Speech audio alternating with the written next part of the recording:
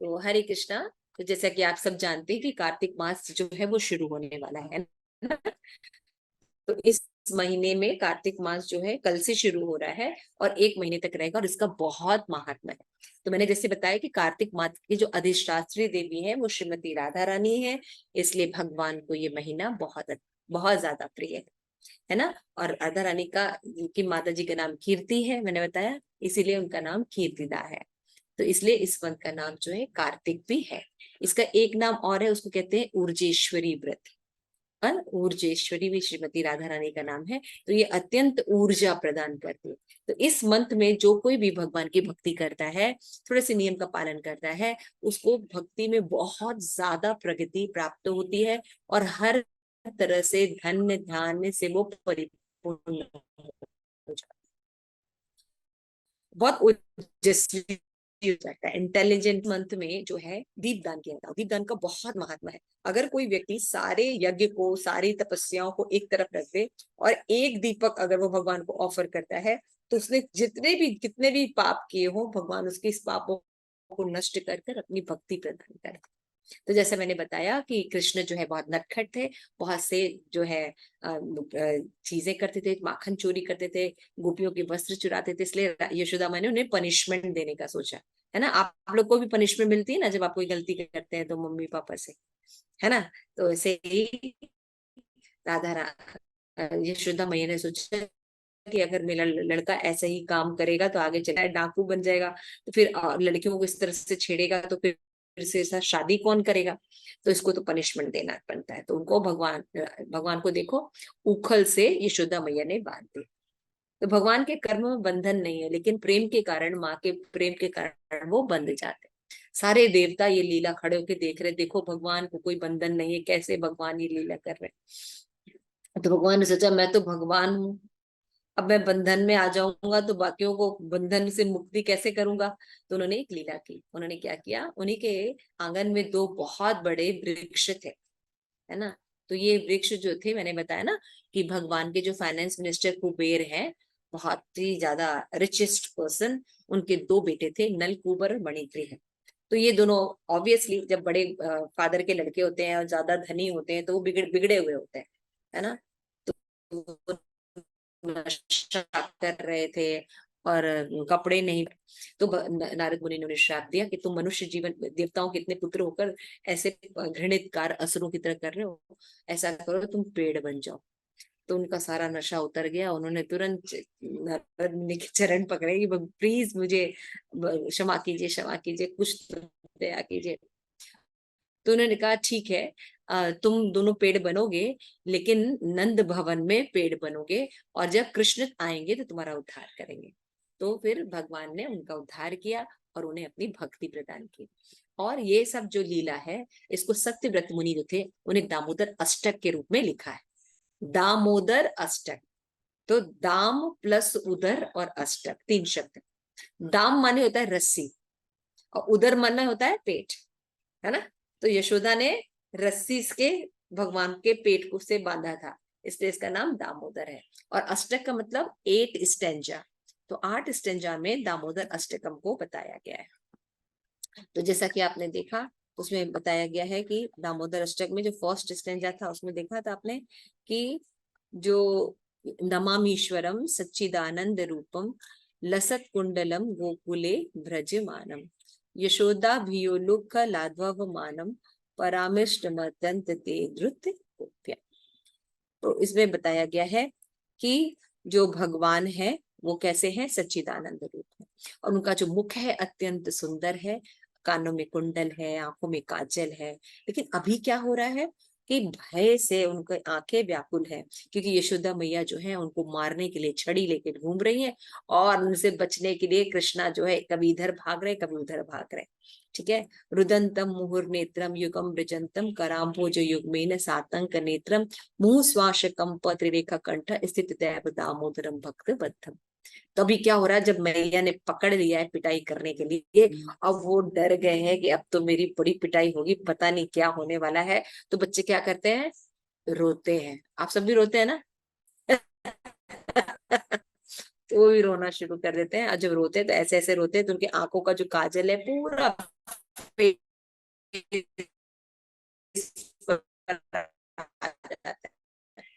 है ना। और उनके जो कलर है वो ब्लूइश कलर पे ब्लैक कलर है, तो बहुत अच्छा लगता है और सुंदर लगते हैं। भगवान ऐसे करके होते हैं कि भगवान के यहाँ श्री जो है ऐसे ऐसे रेखाएं हैं वो भी हिल रही हैं और बहुत सुंदर लग रहे हैं। जो इति स्वलीला आनंद कुंडे स्वघोषम निबंजंत आकपयंतम तदीयशी तज्ञेषु भक्ति जितप्तम पुनः प्रेम तस्वम शतावृत्ति बंदे। तो भगवान की अत्यंत सुंदर लीलाएं हैं और ये कैसे है, भगवान जो है दिखाता है कि कैसे भक्त भगवान पर विजय प्राप्त कर सकते हैं। तो इस तरह से जो प्रेम है वो सबसे बड़ा है और भगवान कोई भी मोक्ष दे सकते हैं, कोई भी वर दे सकते हैं। तो सत्यव्रत मुनि जिन्होंने रचना की उन्होंने कहा कि भगवान यदि आपको मुझे कोई वर देना ही है तो ये वर दीजिए कि आपका ये जो सुंदर दामोदर रूप है यशोदा माँ के साथ, हाँ, ये छवि मेरे हृदय में बस जाए, ये छवि मेरे हृदय में बस जाए। तो आपका जो मुख है वो जो नीला है और आपके जो बिंब पिंक कलर के जो होंठ है वो बहुत ही सुंदर लगते हैं, उसमें से जो दांत वाइट वाइट दिखाई देते हैं वो और भी सुंदर लगते हैं।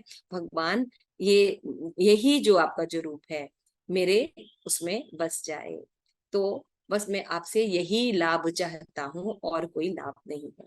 तो छठा जो श्लोक है उसमें बताते हैं कि हे दामोदर, हे विष्णु, नमो देव दामोदरंत विष्णु प्रसिद्ध प्रभो दुख जालाब्धिमग्न कृपा दृष्टि विष्टानि दीनम बदानु गृणाणे अज्ञ दीक्षा। बता रहे कि हे भगवान, हे दामोदर, आप तो अत्यंत ऑस्पिशियस है, पायस पायस है, हम हैप्पीनेस से परिपूर्ण है, लेकिन मैं जो हूं ना दुखों के सागर में गिर गया।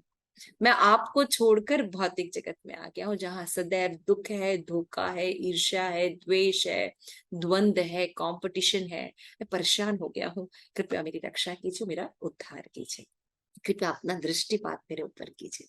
है ना। फिर लास्ट में बोलते हैं कुबेरात्म मुत्ते द्वया मोचितो भक्ति भाजो कृत तथा प्रेम भक्ति स्वकाम प्रयक्ष न मोक्षे ग्रहो में स्थित दामोदर है।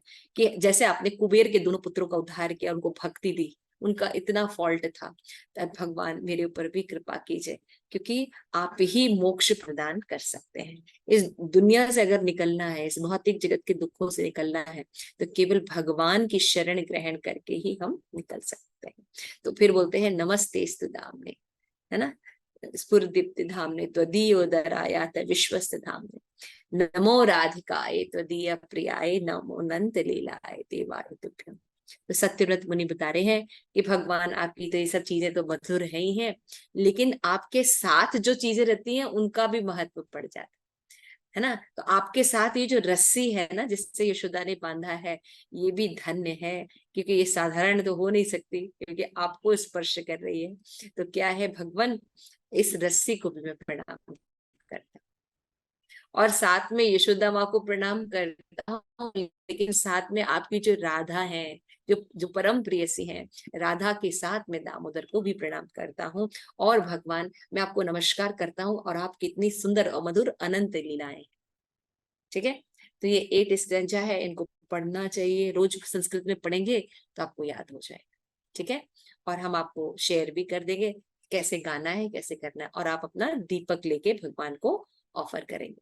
तो ये दीपदान करना और दामोदर अष्टक पढ़ना, यही पूरे कार्तिक में आपको करना है। कर पाएंगे? कितने लोग कर पाएंगे? सभी बच्चे कोशिश करेंगे? आप लोग दीपदान जरूर कीजिएगा, इससे आपको बहुत बेनिफिट प्राप्त होगा। उस बेनिफिट में क्या क्या प्राप्त होगा अभी हम आपको बताते हैं। यस मदर जी, स्क्रीन शेयर कीजिए कार्तिक वाला। तो जो कार्तिक मंथ होता है, देखिए कितना महत्वपूर्ण होता है ना। तो कार्तिक मंथ की जो कुछ महिमा है हमें देखना चाहिए। नमो विष्णुपादाय कृष्ण पृष्ठाय भूतले श्रीमते भक्ति वेदांत स्वामी इति नामने नमस्ते सारस्वती देवी गौरवाणी प्रचारिणे निर्विशेष शून्यवादी पाश्चात्य देशितारिणे। प्रेम से कहो जय श्री कृष्ण चैतन्य प्रभु नित्यानंद श्री अद्वैत गदाधर शिवासादि गौर भक्त वृंद। हरे कृष्ण कृष्ण कृष्ण हरे हरे, हरे राम राम राम हरे हरे। तो यह भक्ति विलास में बताएगा, न कार्तिक समो मास न कृते समः युगम न वेद सदृश शास्त्रम न तीर्थ गंगा सम। हरि भक्ति विलास में सनातन गोस्वामी बताते हैं कि कार्तिक महीने के समान कोई भी महीना नहीं होता। जैसे कि सतयुग सबसे श्रेष्ठ होता है चारों युगों में, और वेद जो होते हैं सबसे श्रेष्ठ होते हैं, और सभी में जो गंगा है, सभी तीर्थ स्थलों में जो गंगा है वो श्रेष्ठ होती है, उससे भी ज्यादा श्रेष्ठ ये कार्तिक का महीना है। देख लीजिए कितना महत्व है। नेक्स्ट, न कार्तिक मास काम मोक्ष दानो न कार्तिकात युधिष्ठिरेन धर्म अर्थ च ध्रुवे च। जो भी मंथ का में कार्तिक व्रत का पालन करता है, इस तरह दीपदान करता है, दामोदर अष्टक करता है, भगवान उसको धर्म अर्थ काम मोक्ष से परिपूर्ण कर देते। तो ये जो कार्तिक मंथ है श्रीमद् भागवतम में बताया गया 11 to 29 में कि जो मनुष्य देह है ये अत्यंत दुर्लभ है ना। और देहिना कृष्ण भंगुरः तत्रापि दुर्लभ मन्ये वैकुंठ प्रिय दर्शन। तो मानव शरीर जो है ये अत्यंत दुर्लभ है। ये जो हम शरीर प्राप्त किए हुए हैं मनुष्य शरीर, ये बहुत रेयर है ना। और लेकिन इसको इसको किसी भी क्षण खोया जा सकता है, कभी भी मृत्यु हो सकती है। तो भगवान कहते हैं श्रीमद् भागवत में, लेकिन मुझे लगता है कि जिन लोगों ने मनुष्य जन्म पाया है वो भगवान की अगर शुद्ध भक्ति करें शुद्ध भक्तों के साथ, तो निश्चित ही वो वैकुंठ में भगवान के जो है उनके प्रिय हो जाए। भगवान के हम प्रियता चाहते हैं ना, हम सभी भगवान को प्रेम करना चाहते हैं, राइट। तो हम कैसे कर सकते हैं, जब हम उनकी शुद्ध भक्ति भक्तों के संग में शुद्ध भक्तों के संग करेंगे। नेक्स्ट मत देखिए। हाँ, तो यहाँ पे बताते हैं कि हमें क्या करना चाहिए, भगवान को ही अपना पति मान लेना चाहिए। कैसे मान लेना चाहिए, श्रेयपति यज्ञपति प्रजापति धियापति लोकपति धरापति पति गतिर च आत्र सात्वकाम प्रसिद्धाम में भगवान सात्वताम पति। तो कार्तिक मंथ में ही करवा चौथ भी आता है ना। तो बहुत से लोगों को होता है अब तो हम भक्ति कर रहे हैं कि करवा चौथ का व्रत करें कि ना करें। तो हम करवा चौथ का व्रत भगवान के लिए भी कर सकते हैं, क्योंकि भगवान सभी पति हैं, है ना। तो श्रीमद् भागवतम में 2.20 में ये बात बताई गई है कि भगवान कृष्ण ही सबके पूजनीय है, यदुवंश में है ना, सभी राजाओं के रक्षक हैं, भाग्य के देवियों के पति हैं, सभी यज्ञों के पति हैं, सभी नेताओं के प्रति, सभी बुद्धि को नियंत्रण करते हैं, सभी आध्यात्मिक भौतिक और पृथ्वी पर सर्वोच्च अवतार करते हैं। तो ऐसे जो भगवान है वो मुझ पर दया कर, ठीक है। तो उसके बाद जो है लास्ट में आप जानते हैं कि हम लोग रूप गोस्वामी को बहुत पसंद करते हैं। तो रूप गोस्वामी ने भी नेक्टर ऑफ इंस्ट्रक्शन, है ना, उसमें बताया है कि जो वैकुंठ है, वैकुंठा जनितो वरा मधुपुरी तत्रापि रासो स्वाद वृंदावरण मुदार पाणी रामात प्रापी गोवर्धना राधा कुंड मापी गोकुल पते प्रेमामित पलावन कुर्यादस्य विराजितो गिरि तटे सेवा विवेकी न कहा। तो जैसे होता है ना भाई, हम जहाँ रहते हैं हम सोचते हैं भाई जो बेस्ट प्लेस है हम घूमने जाए, है ना। जैसे कि हम यहाँ पे जब इस पृथ्वी पर हैं तो सोचते हैं भाई बेस्ट प्लेस क्या है, लोग सोचते हैं मतलब जी न्यूयॉर्क, नहीं नहीं नहीं अमेरिका, अच्छा अच्छा नहीं नहीं सिंगापुर, सिंगापुर माता जी, है ना। ऐसे करके बहुत से देश और स्थान हम बताते हैं, फिर क्या कहते हैं हम बहुत सा पैसा या सारी चीज लगा के उन हॉलीडेज में या वहां पे अपना जॉब या वहां रहने का अपना प्लानिंग करते हैं, क्योंकि बेस्ट प्लेस है हमारे हिसाब से। लेकिन भगवान के हिसाब से भी कुछ बेस्ट प्लेस है।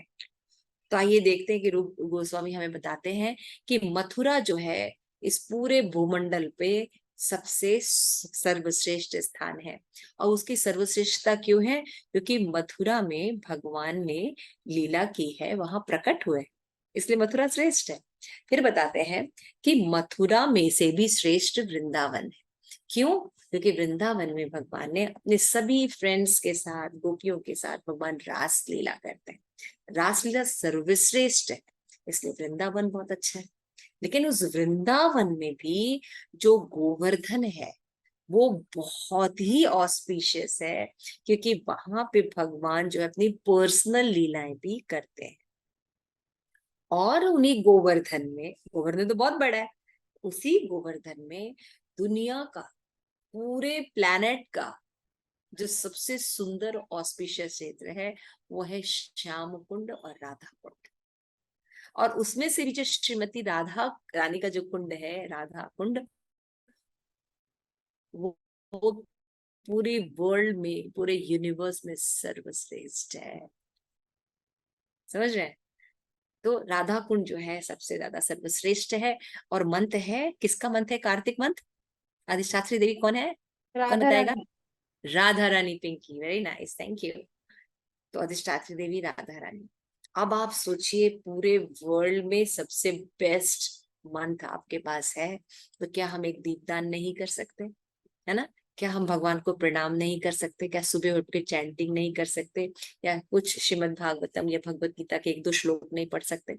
अगर हम ये एक मंत्र का व्रत करते हैं तो हमें सर्वश्रेष्ठ लाभ प्राप्त होगा। ठीक है? Thank you so much. All glories to Srila Prabhupada.